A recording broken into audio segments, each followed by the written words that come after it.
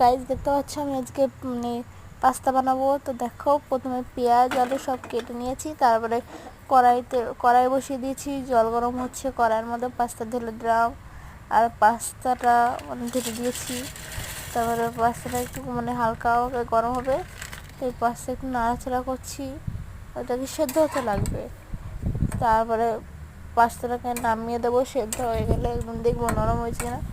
তারপরে মানে কড়াই বসিয়ে দিয়েছি, কড়াইয়ে তেল দিয়ে দিচ্ছি এখন, বা তেলটা হালকা একটু গরম হচ্ছে। হ্যাঁ, তেলটা পুরোপুরিভাবে দিয়ে দিলাম, গরম হয়ে গেছে। এখন দেখো আমি সরে গেছি, কারণ তেলটা গায়ে ছিল আমার, আমি সরে গিয়ে তারপর পেঁয়াজ দিয়ে দিচ্ছি, পেঁয়াজ আলু সব কিছু দিয়ে দিচ্ছি, নাড়াচাড়া দিচ্ছি, মানে পেঁয়াজটাকে দেয়নি, আলু দিয়ে নাড়াচাড়া করা করে তারপরে পেঁয়াজ দেবো, সব কিছু দিয়ে নাড়াচাড়া করবো, তার মধ্যে হয়ে যাবে রান্না।